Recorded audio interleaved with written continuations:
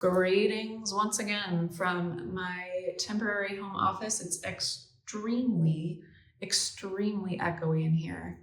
And I've mentioned this on a previous video, filming from this place. It's very difficult for my ADHD to focus when there's a massive echo. So I'm trying to lower my voice, but I've also noticed I just kind of talk loud. I never thought of myself as a loud talker, but I guess like when I'm by myself filming content for YouTube, I just kind of shout. So anyway, welcome back to another video where I have no idea what is going to come out of my mouth until it comes out. Let's talk about this move, shall we? So I've gotten a little bit of questions, a handful of questions here and there about our move, specifically on Instagram, because I've been sharing a lot more of the behind the scenes of our move on Instagram, a lot more than on YouTube, because I only post once a week on YouTube, so you don't get the daily updates. Anyway, so I thought I would answer some questions, whether you are thinking about moving somewhere or you have moved before and you feel like you haven't fully processed the move. Not that I'm saying I have either. Or, you know, you're going through a big transition or some sort of big decision and you feel like you're just bombarded with all the different emotions and questions that come with making any sort of big life change. When we first started talking about this and like really getting serious about moving abroad, I had to really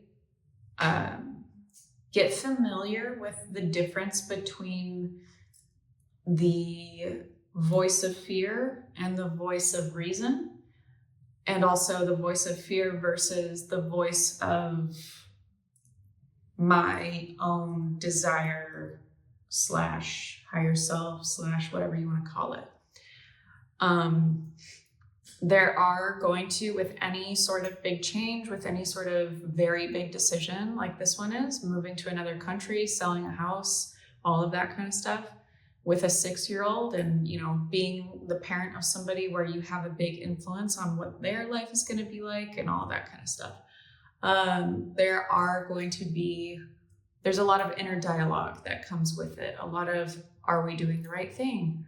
Are we thinking about everything? Like, have we thought through it all? Have we, you know, and you can't possibly think through it all, by the way, until you're just in it and you're living there. So I thought I would share kind of the big lessons that I've been learning as of late, as someone who just started taking little baby steps in the new life.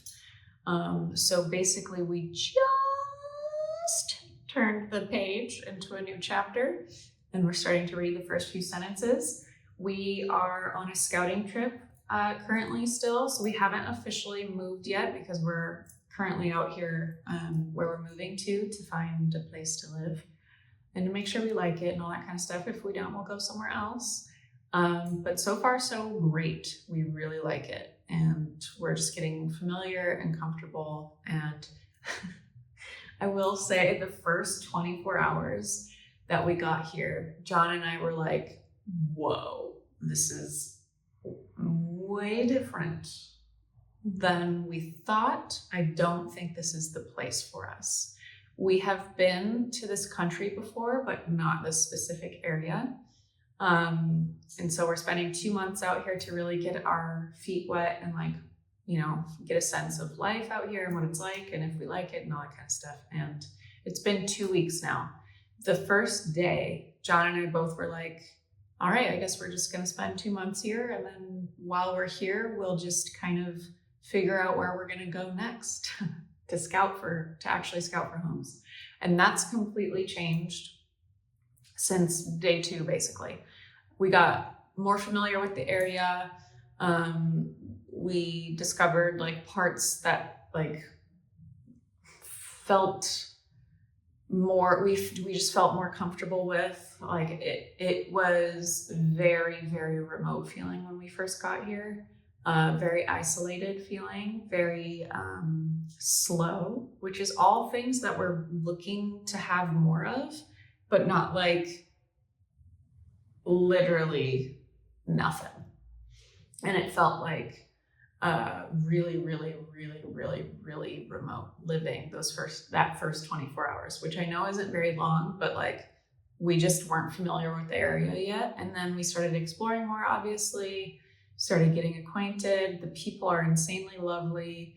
And now that we've warmed up to it a bit more and we know how to drive in this area, and it's really freaking crazy. It's not like anywhere I've ever driven in Europe. It's crazy.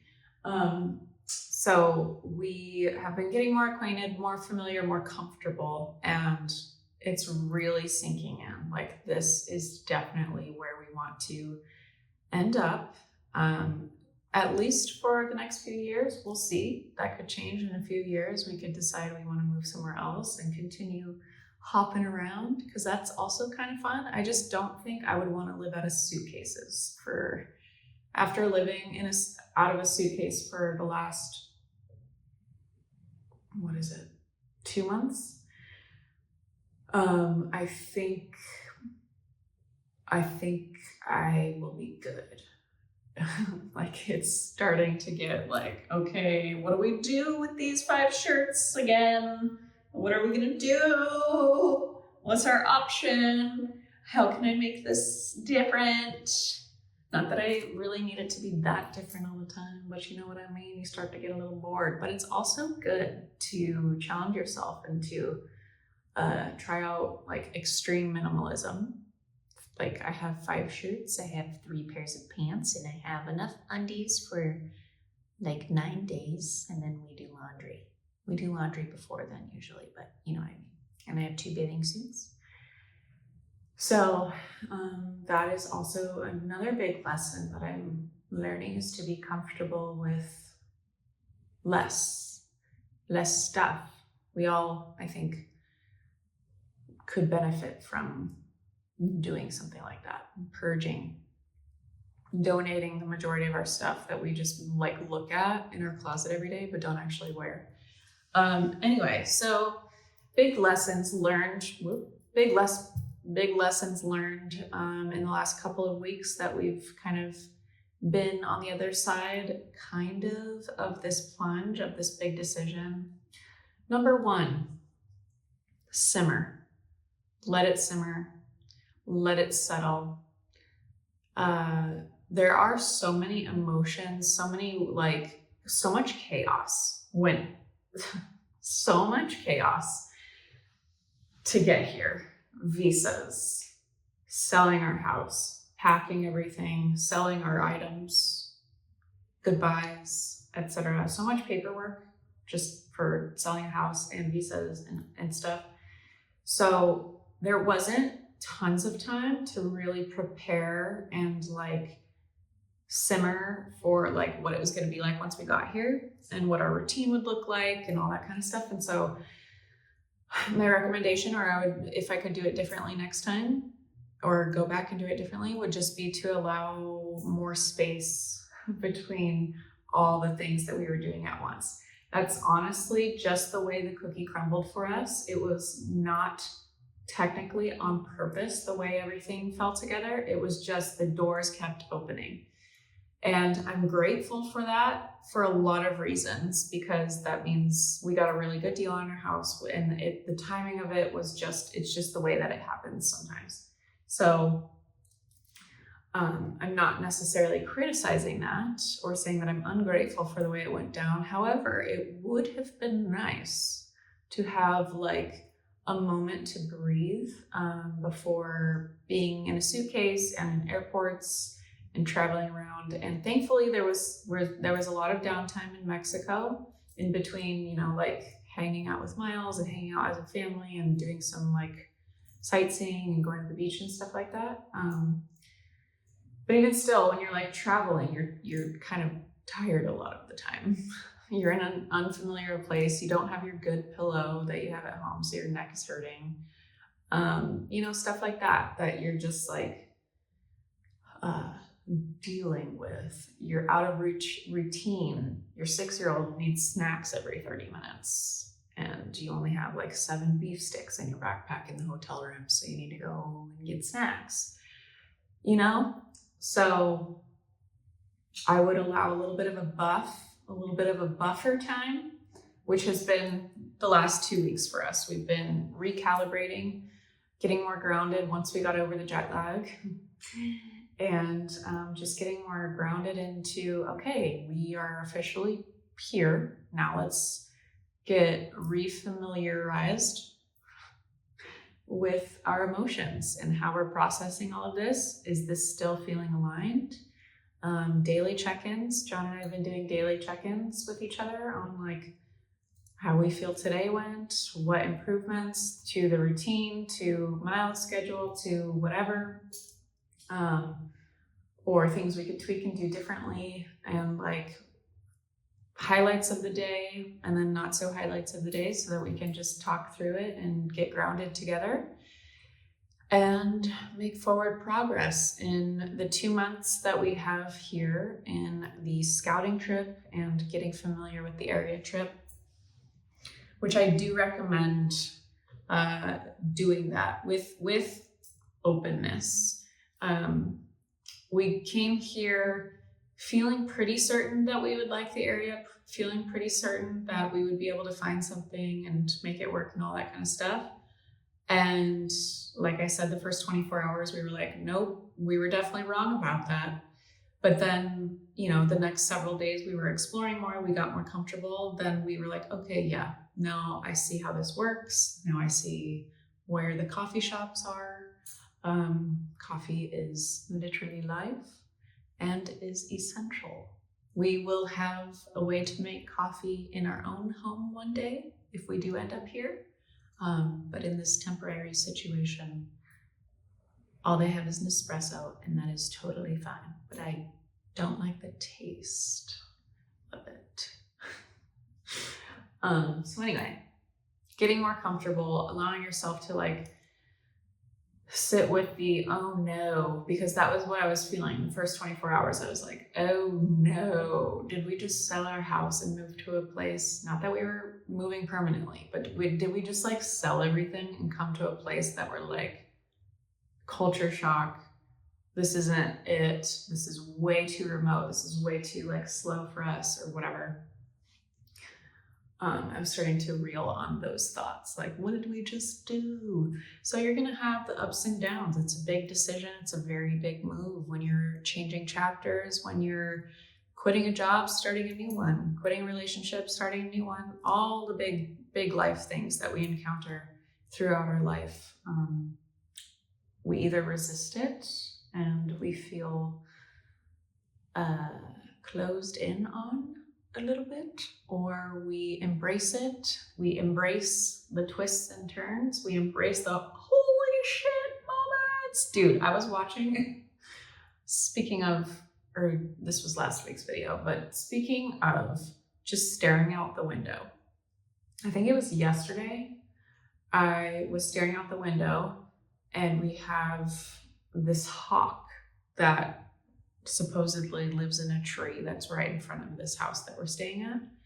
And I know nothing about flight patterns and air currents.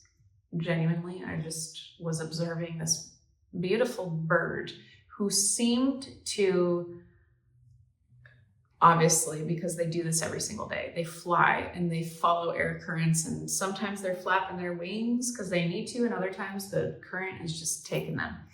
There was this moment where the hawk was like really high up, and it looked like he was just taken down the steepest hill of his life, like bombing it, like he was a skateboarder down a huge street in San Francisco, something hilly, like just bombing a hill, and literally like almost vertical, nose down, and just like bombing it. And I could see like the, what is this called? The force, or the like, he wasn't putting the brakes on, but it was just like a holy, this is crazy. I can't say that. Holy shnikes!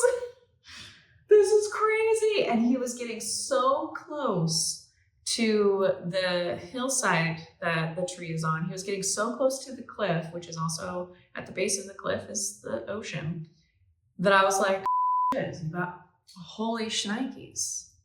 Is he about to dive right into the ocean? I've never seen a hawk do that.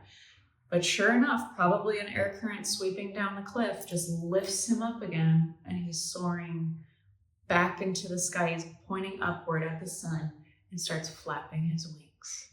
And to me, I was watching that hawk, and first of all, allow yourself to just like watch the birds, watch the things outside, the things of nature, and see where it takes your thoughts. It was such a reaffirming thought for me to watch this little guy like go down it probably isn't terrifying for him because he does it every single day, bombs these air current hills.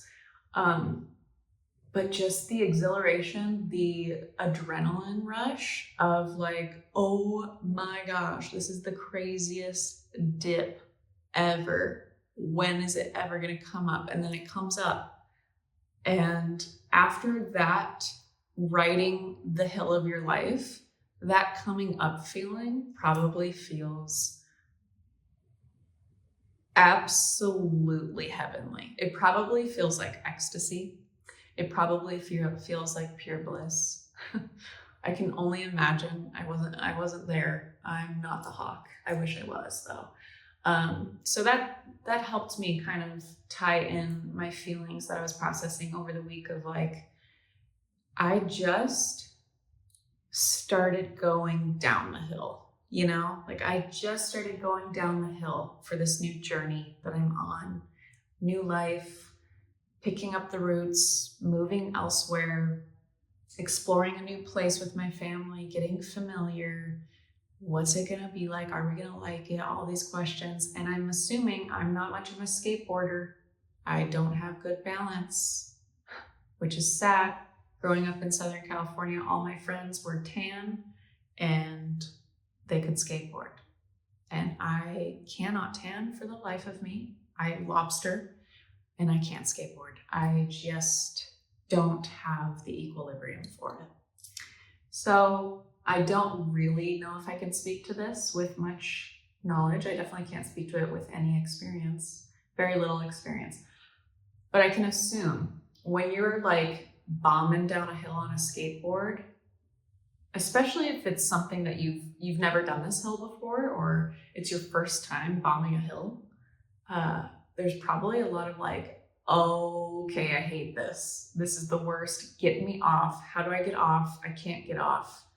This is terrifying. And then when you're done and you haven't fallen, you haven't like totally demolished your body with a fall that fast and hard, then you're like, that was awesome. And you want to do it again. Or you decide you don't want to do it again because it was terrifying and you decide to just like longboard and chill. So anyway, those are my practical life lessons on what I've been learning or going through the past couple of weeks, being in the midst of bombing a hill, taking flight, turning the page of a new chapter, embarking on a new journey, Jenna's journeys. And I thought I would share it with you because obviously that's kind of what I've been doing for the past several months since I haven't had my normal setup of filming and art tutorials. So call it what you will, hopefully helpful. Hopefully there's something that resonates with you. Let me know in the comments if it resonates with you. Make sure you subscribe so you don't miss any of my videos. And if you miss or want any of my art tutorials, I have hundreds already available inside my Patreon. You can search under the collections tab and see the library of videos that I have on so many different topics. Hundreds, like I said. You can pay for 1 month, binge all the videos, and cancel if you want. Up to you. That is all. I also have online courses, if you were wondering. But for now, I'm gonna cut myself off there. I don't feel like I totally finished the conversation, but I don't really want these videos to be super long because attention spans. So anyway, cheers to you all. Hope you have a great weekend, whatever it is. Get out there and smile, get out there and paint, get out there and do whatever makes you happy. And I'll see you in next week's video.